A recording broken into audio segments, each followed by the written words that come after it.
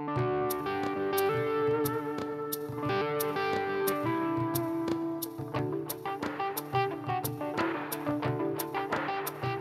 friends, welcome to Raising Lifelong Learners. I'm your host, Colleen Kessler, and this is the podcast where I encourage you to trust yourself and your differently wired kiddos as you help cultivate their curiosity, encourage them to discover the world around them, embrace who they are wired to be, all while helping them discover their passions, interests, and raise them to become the amazing adults they're meant to be. Hey, welcome back. This is episode 292. Today we are continuing our series on executive function skills, specifically breaking it down into bite-sized chunks and problem areas that often homeschooling parents of neurodivergent kids face. So today we're going to be talking about task initiation, especially when everything just feels hard. We're going to come up with some practical ways to reduce friction and build momentum in our homeschools and in our kiddos. Don't forget that there is a free download available for you to go along with this series to help you build your morning routine in a way that can help your kids get set up for success. So you can check that out over on the show notes for this and any of the episodes about executive functions at raisinglifelonglearners.com/podcast. And like always, I want to thank CTC Math for their continued support, as well as Night Zookeeper. I'll be talking about CTC Math a little bit later on in this episode, but right now I want to get started by telling you about Night Zookeeper. So pop your earbuds in, get ready for a great episode, and we will get right on with it after this word about Night Zookeeper. Hey there, if you are looking for a fun and stress-free way to tackle language arts in your homeschool this year, let me tell you about something that could be a total game changer for your homeschool. Night Zookeeper. It's an award-winning online program that helps kids ages 6 to 12 build their writing, reading, and spelling skills. And the best part? They actually love it. Seriously, it's so engaging and interactive that your kids won't even realize they're learning. We used Night Zookeeper in our homeschool when my girls were younger, and they had a blast creating stories and characters. This fall, my youngest son is jumping in, and I'm especially excited because he's a bit of a reluctant writer. I love knowing he'll get gentle encouragement and even personalized feedback from real tutors, so I don't have to be the one hovering over to correct all his errors and help him become a better writer. He will have somebody else helping him. Here's why homeschoolers like me love Night Zookeeper. It's fun. Kids can play independently through thousands of games and activities for grades 1 through 6. It's comprehensive, covering reading, writing, spelling, grammar, and more. It's trackable. You get a parent dashboard to monitor progress and even assign custom tasks. It's personalized because the tutors inside Night Zookeeper give feedback on your child's writing, which is huge. And it's offline too. There are free monthly printables delivered right to your inbox. Oh, and better yet, there's a 7-day free trial, so your kids can dive into the magical world of Night Zookeeper risk-free. You can check it out at the link in the show notes or at nightzookeeper.com. And let me know what your kids create. I have a feeling they are going to love it. And I want to give a special thanks to Night Zookeeper for sponsoring the podcast. It's sponsors like that keep the podcast going. We appreciate their support and we want to show support in return. So if you're in the market for a new language arts program for your kids ages 6 through 12, you definitely need to check it out. Let them know that you heard about it on the Raising Lifelong Learners podcast, and let me know if you have any questions. I can't wait to hear how it goes for you. All right, are you ready? Let's get on with today's episode. Hey there, welcome back. Okay, so this is the second week in a 5-episode series all about executive function skills and how they affect and how we can work with our neurodivergent kiddos, gifted, twice exceptional, anxious, autistic, ADHD, kids with sensory challenges, or learning challenges. Executive function skills can be a really big struggle for our kids who are atypical, whose brains are wired differently. And so it's really helpful for us to understand how we can meet our kids where they are and help them be successful in moving forward so that they can be the best versions of themselves. And because of that, we are going to be deep diving into like a different section of executive function skills and the practicalities of how to make them work within our homeschool. Last week, we talked about time blindness and morning routines, and you can go pick up the Executive Function Quick Start Guide that has task cards and kind of like beginning, middle, and end things to get them started on their morning routine over on the show notes for last week's episode as well as this week's episode. And we're going to continue giving you the link to download that with all of the 5 episodes here in the Executive Functions series. Today, though, we are talking all about task initiation. So when everything feels hard, especially as a parent, when you're trying to get your kids to kind of get going on things, because let's face it, like your kids might be like mine and they can discuss black holes or dinosaurs or trains or whatever for 40, 50, 60 minutes, but they can't get themselves moving on a 5-minute task that they just need to get done, or a worksheet or a 15-minute math lesson. And it's very, very frustrating because you know that they can follow through on things and they can focus their attention for long periods of time. But here's the thing. You're not broken and neither are they. So today we're going to be talking about that task initiation. So today we're going to talk about that task initiation, why starting is so hard for neurodivergent brains, and the specific tiny moves that we can make to help them actually get started on things. This episode is for parents who are homeschooling kids with ADHD, autistic kiddos, kids with anxiety or PDA, dyslexia or dysgraphia, twice exceptional profiles, basically any of our quirky, brilliant kiddos whose brains are wired in a way that's unique, not the typical. You're going to leave with the tools that you need to kind of run a quick audit within your own homeschool in about 5 minutes, some starter techniques that you can use to implement immediately, and then a 1-week plan to get started helping your kids and you if you need it too, because apples don't fall far from trees. So maybe you're the one that struggles with task initiation. You'll have a plan to get started on this skill in the next week. All right, so don't forget, you can grab the Executive Function Quick Start Guide that was debuted last week with the morning routines episode over on the show notes for last week's episode or this week's episode. There's rhythm cards there, there's a checklist for you, and then you can use that to help your homeschool get off on the right start. So why is starting hard for so many of our kids? Here's the thing. Initiation is an executive function skill that depends on several other executive function skills. And so it can be tough for our kids because there's so many things going at once. Kids can struggle with time blindness and estimation. They may not really understand or be able to articulate or even process how long something's going to take. And so because they can't process that, it feels like a threat or scary to them, their minds. And so sometimes when there's a threat signal in their brains and in their amygdalas, they just shut down and they avoid the task altogether. It may be a working memory issue, that their brains are overloaded because there's just too many steps in their head, so they just freeze. There may also be an unclear finish line. The fuzzy kind of done step feels like wishy-washy to them, and so because of that, the task starts to feel endless, like there is no end in sight, and so getting started on it feels like it's something that's never ever going to be done, and they're just going to keep going and going, so they just don't get started at all. There's also a dopamine issue.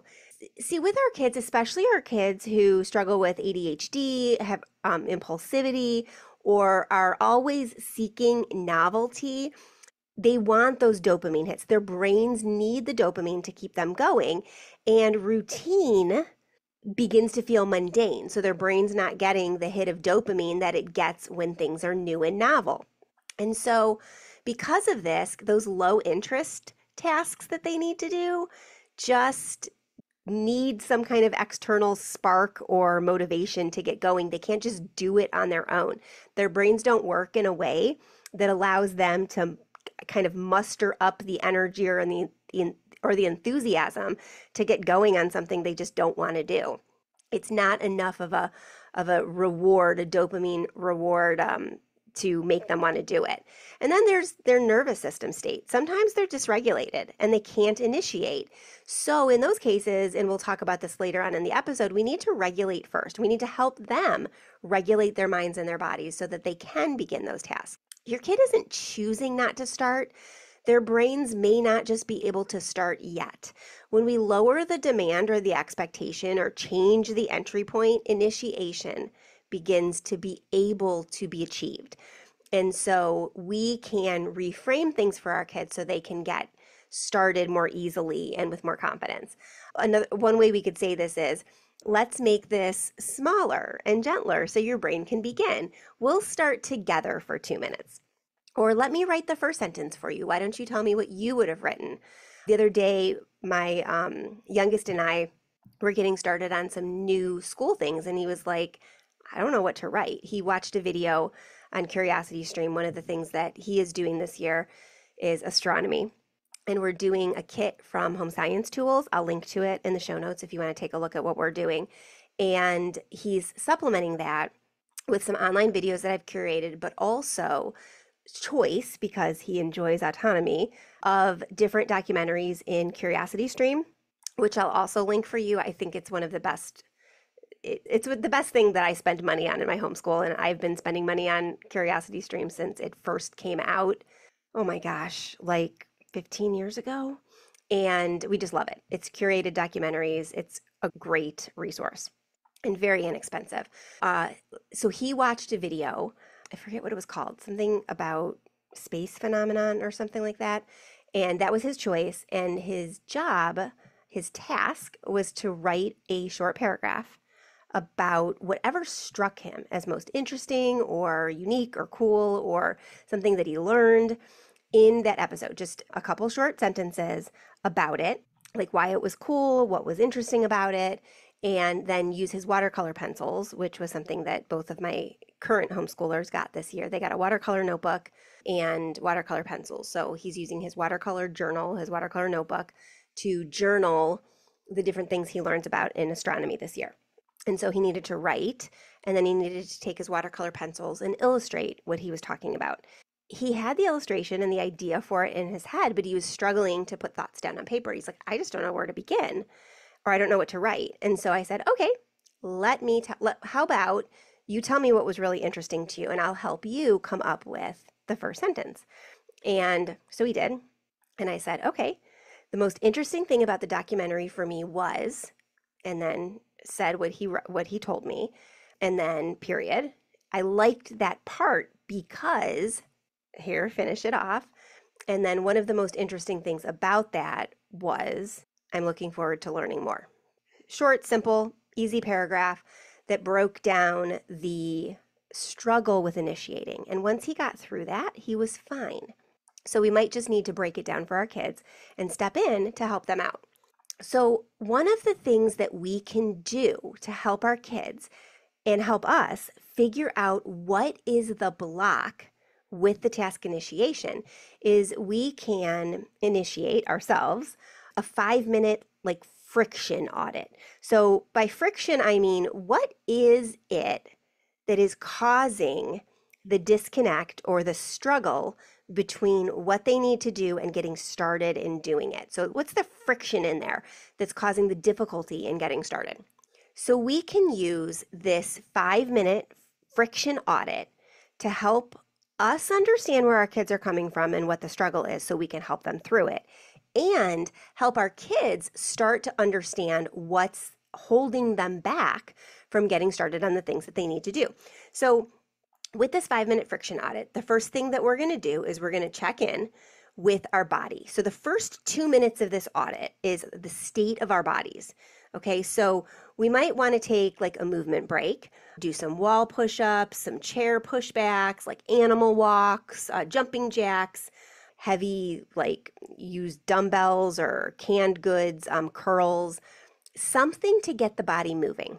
So we're checking in with our body, making sure that the oxygen flow is happening.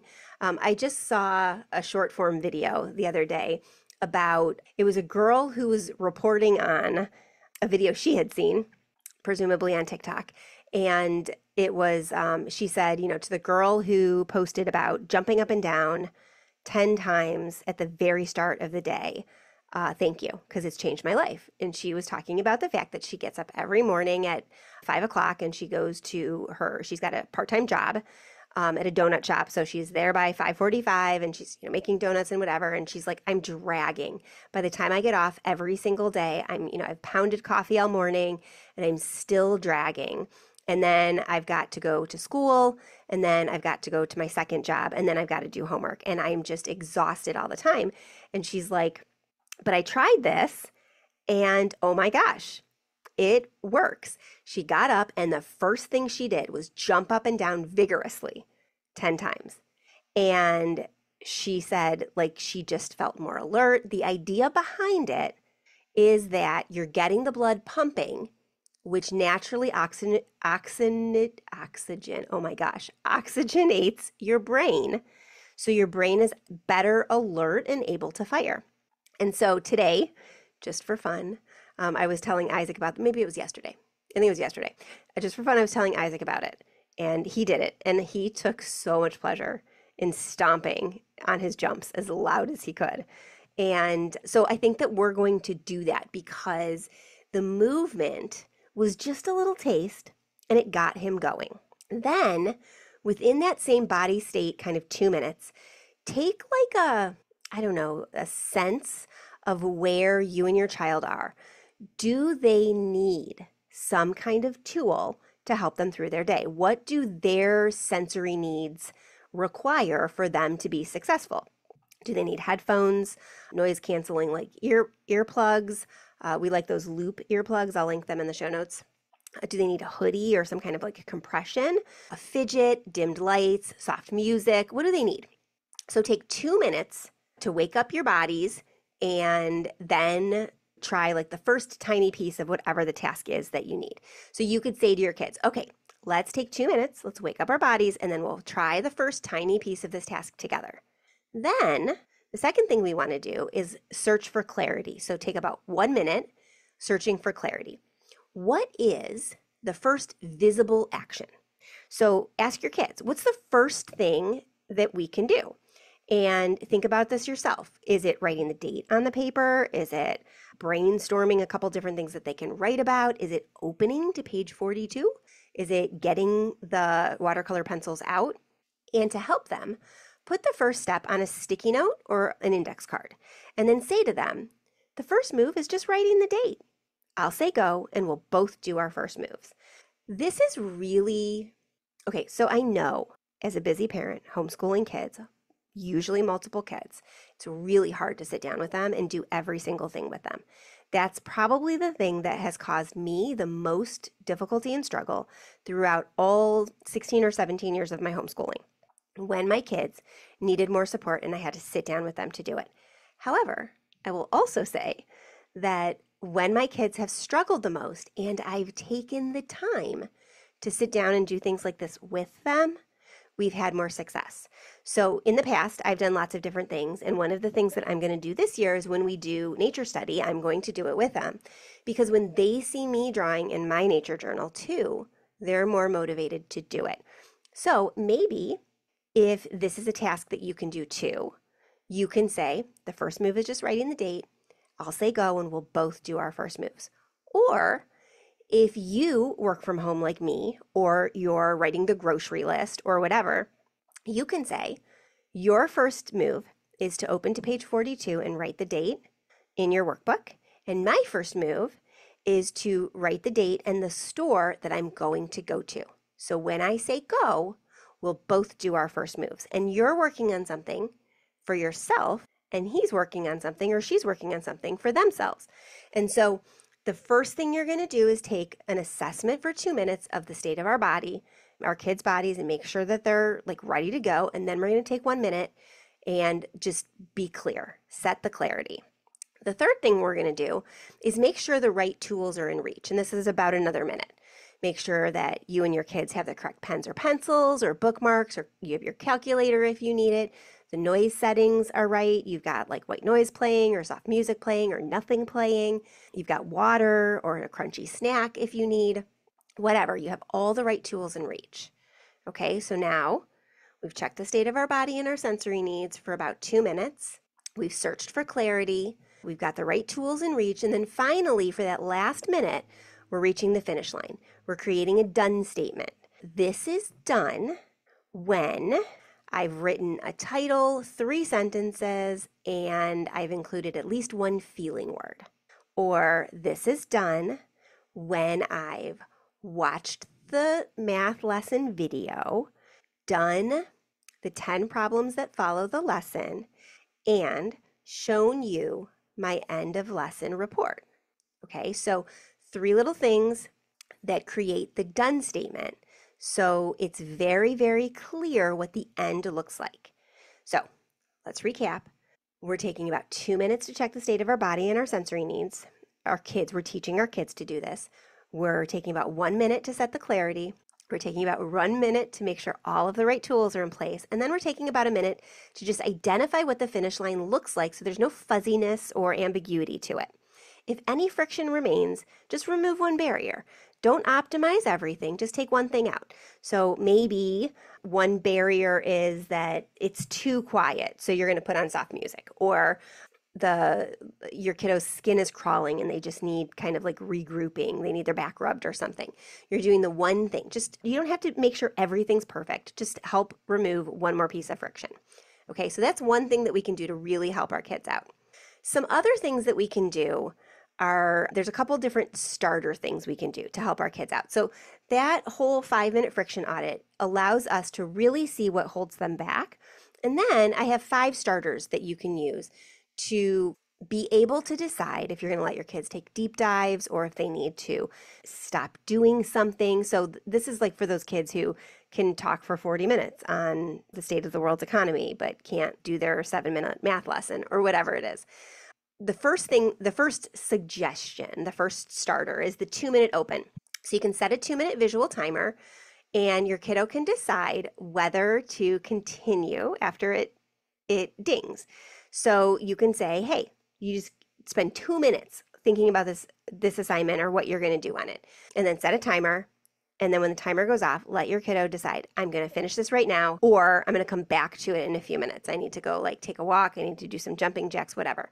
This works because it shrinks the demand. Our kids aren't faced with this endless, I don't know when this project's going to be done or when this assignment's going to be over.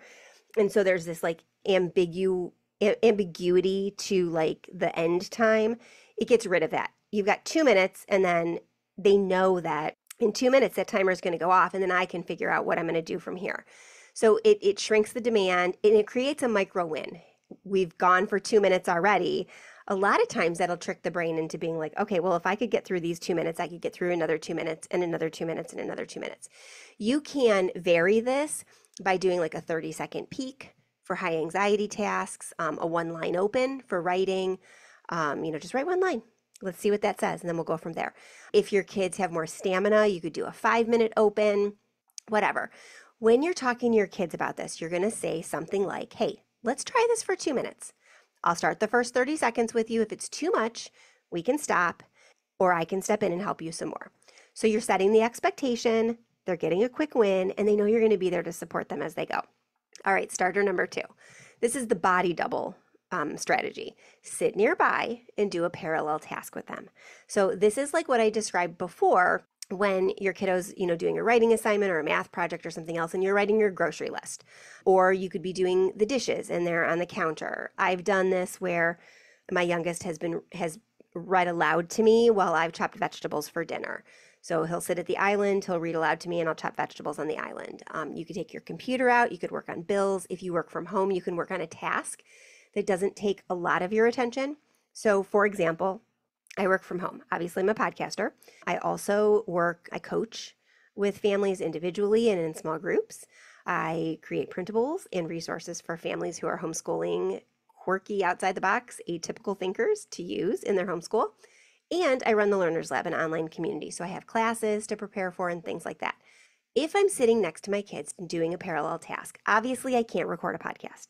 I also can't conduct a coaching call or teach an online class, but I can answer emails, I can upload some products to my shop, some of the new products that I've been working on that I haven't had a chance to get uploaded yet. I can make sure that I'm answering customer service emails. I can write out a script or an outline for a podcast. I could do all sorts of different things that are easy for me to step away from, so I'm right next to my kids. You can say something like, I'm going to open my inbox. How about you open your math book? And then at the count of 3, we're both going to get started. 3, 2, 1, open it up. And so when you're talking to your kids about this, you can say, hey, I'm going to be your body double today. I'm going to be doing my first step while you're doing your first step. Are you ready? 3, 2, 1, go. So you're right there with them and you're doubling up with your work while they're doing their work. It's a partnership now. And you can even, especially for your kids who are motivated by things like this, add some incentive, like I'll motivate you if you motivate me. Help keep me on task and I'll help keep you on task. All right, starter number 3 is a friction fix. So remember that 5-minute friction audit. We're going to go look and we're going to talk some more about that. We're going to keep talking to our kids about the things that get in their way. So with the friction fix, you're going to ask them, say that 10 times fast, friction fix. Nothing like built-in tongue twisters in the podcast episode. All right, so ask your kids, what's the sticky part of this task? What do you think is holding you up? And then just solve that. For example, the page isn't marked and it's hard to find out where I left off. Okay, add a bookmark. The directions are confusing. Great, let's figure this out together. How about you read them aloud and I will see if I can decipher them. The pencil is scratchy or it doesn't work as well. Okay, swap out the tools. My shirt's uncomfortable, my tag's bugging me. Okay, why don't you take 10 minutes, run upstairs, get a different shirt. Whatever it is, figure out what the sticky part is and help them solve it. You can say to them, tell me what's sticky. Or you can say to them if they're older, tell me what's holding you back. And let's just fix that one thing and we'll try again. Okay, so there's your script for that. Really giving them the autonomy to point out what's a struggle and then help them solve it for themselves so that you're there to support them and give them alternatives, but they're doing the work so they feel that sense of autonomy. Okay, starter number 4. This is the first line trick, and this is really good for writing and projects. So you let your kiddo talk and you scribe the first sentence from their words. Okay, so you're writing down exactly what they're saying. And then you switch after line 1. Okay, it's your turn to type a sentence while I go make some hot chocolate for us. And then you can come back and then they scribe or you scribe and they say something else. And then what you're doing here is you're taking out the friction of the blank page, right? I'm a writer. I've published several books and I've been writing for really decades. Magazine articles, books, you name it. And I still get hung up at the blank page every single time. So you can say to your kids, you talk, I'll type the first line exactly as you say it. Boom, project is started. Then I'll go make us a treat and you can keep going. If you need me to help you again, I can type while you scribe, or I can scribe while you talk, and then you can keep going. But usually you can get your kids moving, or once you get your kids moving, they can take it on from there. So this just gets them started. Okay, finally, the next starter is a countdown and then like a bounded choice. So offer 2 equally easy first actions. Okay, do you want to title the page first or number from 1 to 10? And then count down. 3, 2, 1, choose. And so you're just, again, getting them over the hump of what to do first. So your script for this could be like, pick your starter. Do you want to write the date or the title? I'll count you down. And then count them down and let them go. Here's the thing. We want our kids to be autonomous, but we also want them to have the tools to be able to be successful. And when task initiation is a difficult thing for them, we can give them all of these starters and these tools and these tricks and these tips by modeling them and using them with them so that when they get off to college or wherever they're going, they can remember these things as adults. It's really helpful and it keeps them motivated and keeps them growing into stronger and stronger and more independent people. Okay, so let's talk about math. Specifically, let's talk about finding a program that actually works for your unique homeschoolers. In our house, we've been using CTC Math for years, and even though I am so appreciative that they sponsor this podcast, I am a paying customer. I'm still a paying customer even with their sponsorship because it's just that good, and I love supporting great companies with great programs. With 2 kids still at home, both with very different learning needs, CTC Math has been the flexible and dependable solution that I keep coming back to. One of my kiddos needs more time to process math concepts, and I love that she can move through the lessons at her own pace without feeling rushed or behind.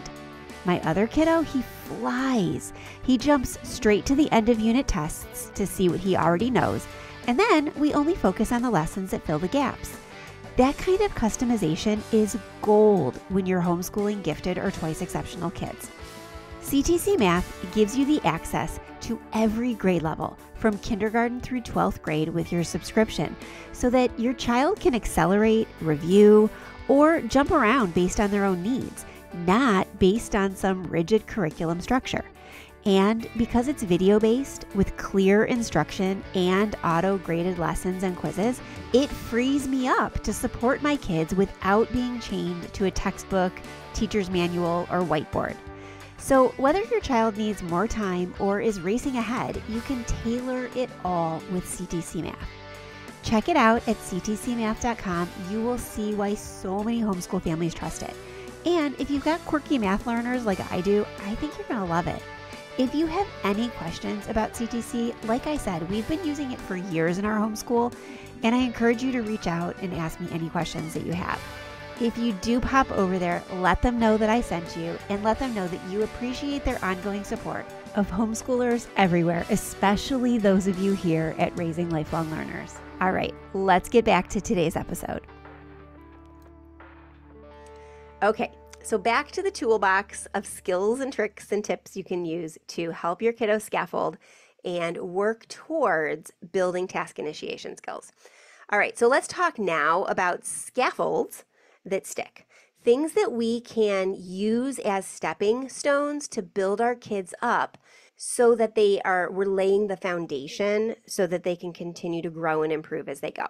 So we can start with a starter ritual. You can set a timer on the table. Everybody takes a sip of water. You name the first step or choice. You count down 3, 2, 1, begin. Like this could be just the thing that gets you started every single day, every single new task. We're going to set the timer. Everybody takes a sip of water, gets hydrated, takes a bite of their snack, whatever. Mom or whomever is running the homeschool that day names the first step and a choice to make about the steps, and then counts down and they begin. Okay. The second part of this scaffolding is coming up with task bricks. So we're building the bricks of the scaffold, right? These are like micro steps.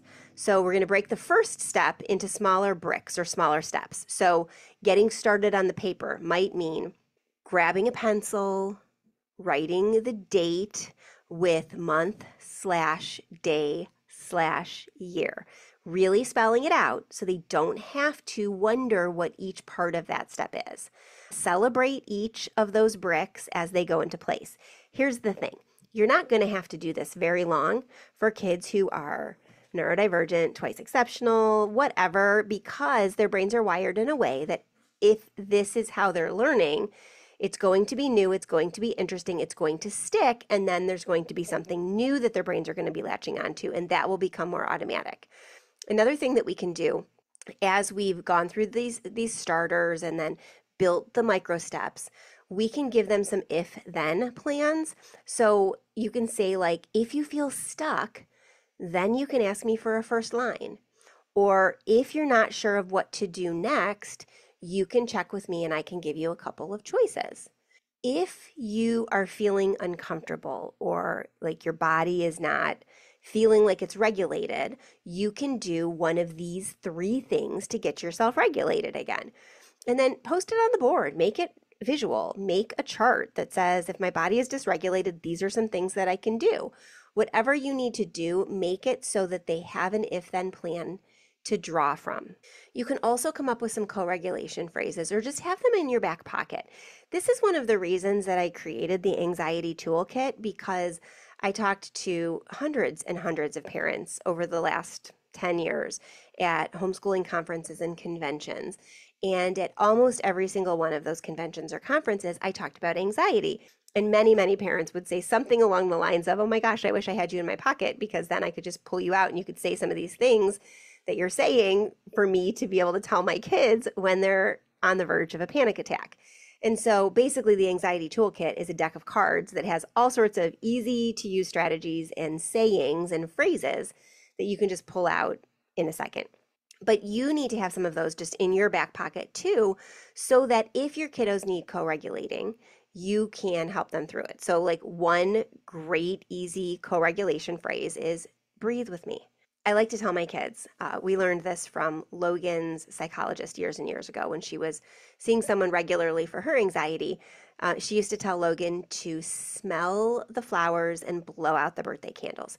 Take a long, deep breath in through her nose, like she's smelling some beautiful flowers, and then a forceful breath out through her mouth, like she's blowing out birthday candles.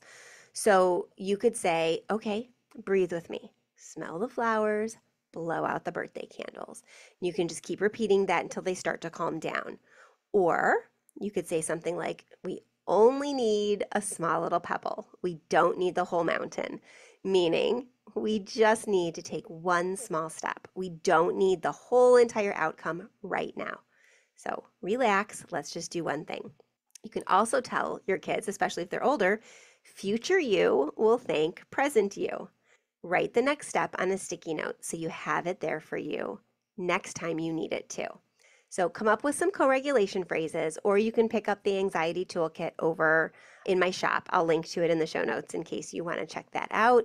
There's some co-regulation phrases in there and some resources for you. There's also some in the printable affirmation cards on the website. I'll link to those too. You can also find co-regulation phrases just by doing a simple internet search. I'll link to some different resources in the show notes for this episode. Another thing that we can do to scaffold our kids and help it stick is to show visual progress. So if your kids work better with visual progress, you can do a lot of different things. You can do checklists. This year we're reverting back to the spiral notebook method. My friend Sarah Mackenzie from Read Aloud Revival came up with this years and years ago and wrote a very simple blog post that went viral at the time and has resurged many, many times over the years. And it's really simple. I'll link to it in the show notes to give her credit, but it's very, very simple. It's basically you write down what your kids are doing the next day every night in their spiral notebook.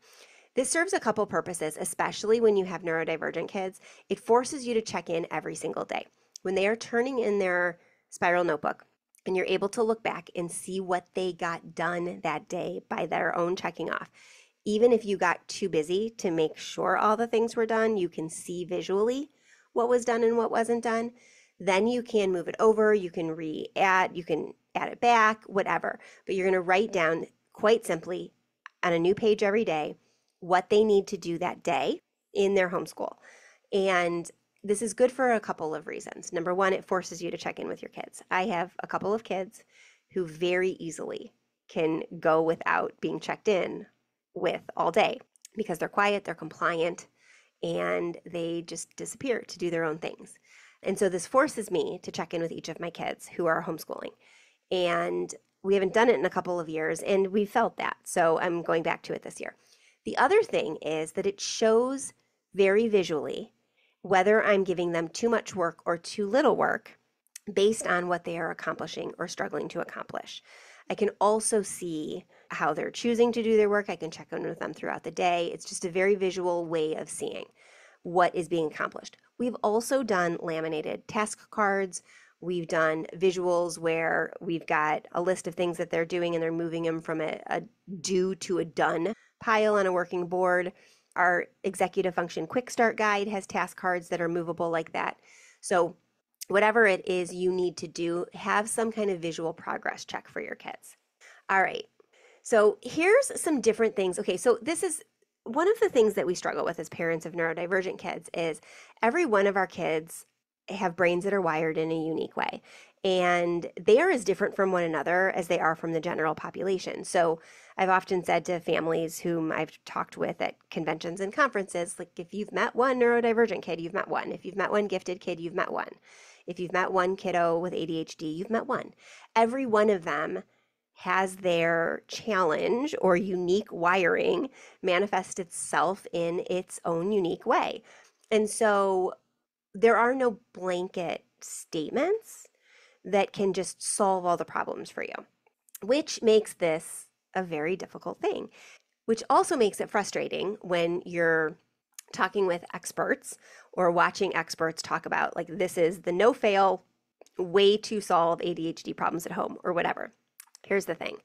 I live with this. I have worked with families for decades now. I have a master's degree in giftedness with a specific focus on gifted, twice exceptional kids and the social and emotional needs that go along with those kids. So with that twice exceptional piece, it's all sorts of other neurodiversities and special needs.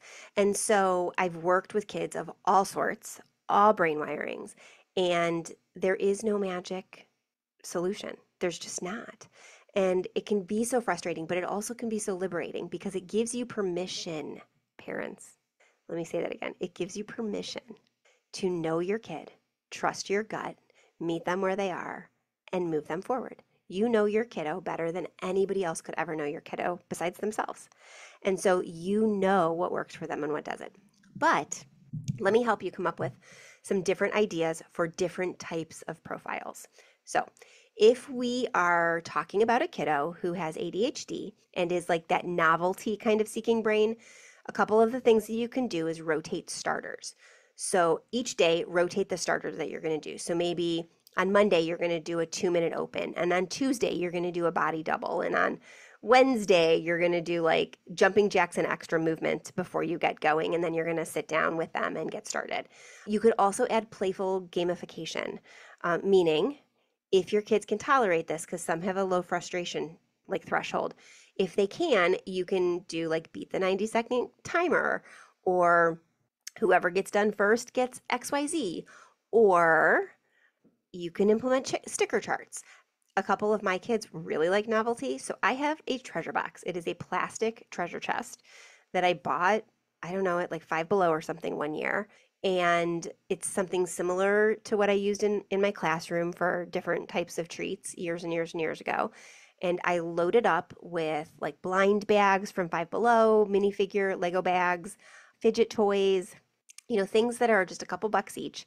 And my kids get to pick something from the treasure box when they complete either a workbook, a grade level in like math or something, or a subject, a unit study, whatever. And this has like grown with us forever. And some years they end up just blowing through curriculum and picking all the time. And some years they only pick once or twice. One of the things that I thought was really funny and actually really endearing over the summer, well, it was like towards the end of the school year, my daughter's boyfriend was taking AP exams, and because he's in a traditional school setting, and a private school setting. And when he completed his AP exams, he came over to our house and he was hanging out with all of the kids. And when my 12-year-old realized that he had completed something big like these tests, he said, well, he needs to pick from the treasure box.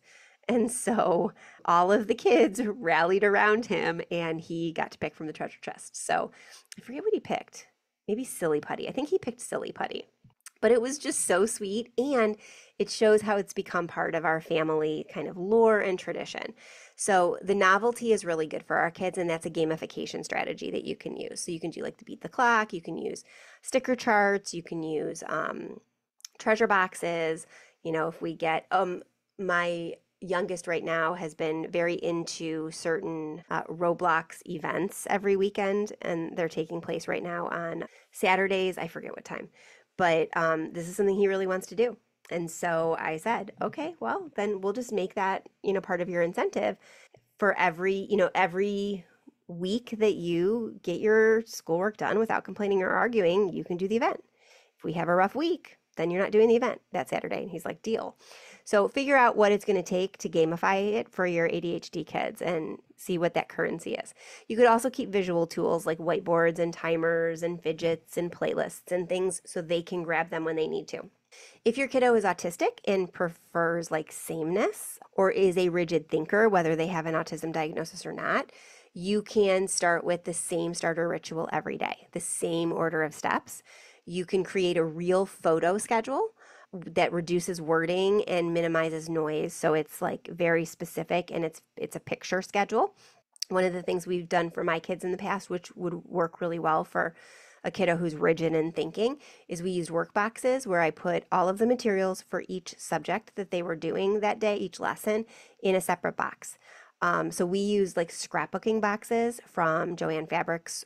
Actually, Joann Fabrics doesn't exist anymore, does it? So like Hobby Lobby, Michael's, and each box I'd put like all their math supplies in box 1 and either, art supplies in box 2 with their assignment and their science and box 3 and so on and so forth. And they'd pull the box to the table, do the stuff in the box, put it back in the box, and then set it in a pile next to, the boxes would all pile up next to where the drawers kind of came from. And so when they got through all of the boxes, they knew that they were done. So you could do something very visual like that. You can also pre-agree on swaps. If your jeans are itchy, then wear joggers today. So you've got an if-then statement already going.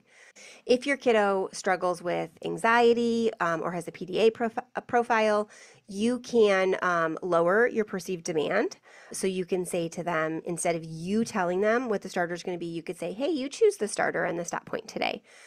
You can use low demand language, like let's try for 90 seconds and then check in with each other. Have some pre-planned exits. If your body says no, then we're going to do a 2-minute reset. And you just have escape clauses kind of built in there with the expectation that you're going to come back to it and you're going to give it time. If your kiddo struggles with some kind of learning challenge like dysgraphia or dyslexia, you can scribe the first line for them. They can use speech to text. They could use a graphic organizer. For reading, you can preview all the headings together. You can read the first paragraph aloud to them. You can use audiobooks that they're following along in the print, so they're seeing the print and hearing it. For a twice exceptional kiddo or a perfectionist, you can really use those done statements before starting. So try to stick to 3 criteria max, like if you're talking about paragraph writing, you're going to have like an introductory sentence, 3 details, and a conclusion sentence. Like have very specific outcomes so they know what they're supposed to be doing. Talk about that messy first pass or that sloppy copy or whatever. Remind them that it's not about perfection, it's about progress. So there's no judgment on that messy first pass, and we just want to get our thoughts out on paper. Celebrate starting, not polish. With our perfectionists, we really, really want to celebrate the process. So celebrate that they got started, not that they polished it off. It's done. It's complete. It's perfect. No. Hey, you opened the book. That's amazing. You can't get started till you open the book. Awesome. Huge. Whatever you need to do to start breaking that down. Okay. Let's talk about some troubleshooting though, because not everything's going to go this easily. You're not going to say to your perfectionist, have a messy first pass. And they're going to be like, okay, sure, Mom, I'll be messy this time. Even though I've never been messy in my life and I always want it perfect. That's just not going to happen. So let's talk about some of the things that could go wrong. Maybe they refuse the timer. Okay, hide the timer. Use a quiet phone that vibrates or a sand timer that they can flip themselves, something that's not going to be too jarring to their senses if that's the reason, or if it's just because they have a lot of pressure with the timer, then just say, okay, I'm not going to keep time. However, we need to be done and moving on because we have to be somewhere, later this afternoon. Or they still won't pick one of the choices. Then you say, okay, I'm going to choose for you. Let's title your page. Or you can say, hey, I'll put the title on the page. You write the date. And you choose the gentlest option and you model it for them. And then you help them get to the next one. If there's a meltdown coming, stop. Just stop. You cannot learn anything when you're in the middle of a meltdown. Your kid is not going to get what you're trying to get him. So abort the activity, right? Focus on regulation first, reset the plan, take some movement, breathe, have a snack, and try again later with a smaller stepping stone or brick and build it back up scaffolding. Here's the thing. Meltdowns are going to happen. we want to find solutions so they happen less and less frequently. So we don't want to abort and never come back to it, but we want to abort and we want to regulate, regroup, get started in a new way. Okay, here's one that happened, oh my gosh, so often in our early years of homeschooling. The siblings derail the start of the day. So we've got, this one that needs to do this, and this one that needs to do this, and this one, oh my gosh, now needs a diaper changed. Try to stagger all of the starts of your kids' schooling by 5 minutes, or color code their tools, assign opposite corners of the room, or you can start with something that groups you all together, and then knowing that your bigger kids are going to finish before your smaller kids, then you can kind of like shoot them off into their own spaces while your littler kids are contained. When my youngest was very young, he was strapped into our kitchen table. We had a clip-on high chair that was used primarily for homeschooling, and it had a 5-point harness. So he was basically clipped to the table, and then he was harnessed in. We would all start at the table with graham crackers and hot chocolate. And at the time we were using a stick figuring Bible curriculum that I loved. And it was very fun. It was something that everybody could approach from their varying levels. And then obviously my older two kids could just whip through it pretty quickly because it was a lot of copy work and then drawing stick figures and talking about just different verses. So then I would check their work and they would go off to do their independent work while the younger two, the toddler at the time, played with like kinetic sand or whatever. The preschooler played with some kinetic sand and then maybe did a worksheet or two. And so I was staggering their start, but first starting with something that anchored us all together. So figure out what you can do to make it so not everyone needs you at the same time. Maybe it's a meds timing or a sleep inertia issue. Place your starts after the fuel and the meds and keep the first block short. Give your kids an easy, quick win first thing in the morning, especially for those kids who need the dopamine hit or might be struggling to get themselves motivated in the morning. If they have an easy, quick win, then they're going to be more motivated to do the next thing and the next thing and the next thing. Maybe you keep starting, but you never finish. Pair with like a finishing what we start framework. Come up with the limits to your work in progress, what your done statements would be, and then what done in a day would look like, and then kind of work through it. You're creating what it's going to look like to finish what you start. And honestly, finishing what you start is a whole nother executive function skill that we're going to talk about later in this series. So that's something that is definitely going to be a work in progress. So do the best you can with setting those specific expectations so there's no fuzziness involved in the, like, what does this look like done? And you can move forward quickly and get to the end, and then know that we're going to work on task completion later in this series. All right, so let's talk about this 7-day initiation experiment that I talked about at the beginning. I want you to have like a 7-day action plan that you can use. And I would love it if you'd report back to me. You can hit reply to any of the emails if you're on my email list. They go right to my inbox. Or you can click over to the contact page on my website and email me or send me a voicemail message. Okay, so here's my challenge for you. I want you to take the next 7 days and I want you to think about just one thing you can do to really set your kids up for success when it comes to initiating any of the tasks that they are trying to do. So over the next 7 days, I want you to try one of the 5 starters each day, whether that's the 2-minute open. Okay, we're going to try for 2 minutes. If it's too much, we stop. Or the body doubling. I'm going to be your body double. I'm going to do my first step while you do yours. Or the friction fix. Tell me what's sticky and I'm going to help you figure it out and we're going to try again. Maybe the first line trick, right? You scribe from their words for the first line and tell them, you talk, I'll type the first line exactly as you say it, and then our project started. Or the countdown and the choice. 2 choices, 3, 2, 1, choose, and get them started. Every day for the next 7 days, do one of those starters. And then take a look at what's happening and adjust. Here's the thing. Reflection is probably the key to success anyway. The more you reflect on it and look back at what you're doing, the better able you are to adjust for the future. So take a look, see what's working, see what's not working, and adjust as you go along. Don't forget to grab the free Executive Function Quick Start Guide in the show notes and go back to last week's episode if you missed the start of this series so that you can really get going and help your kiddos with their executive function skills this year.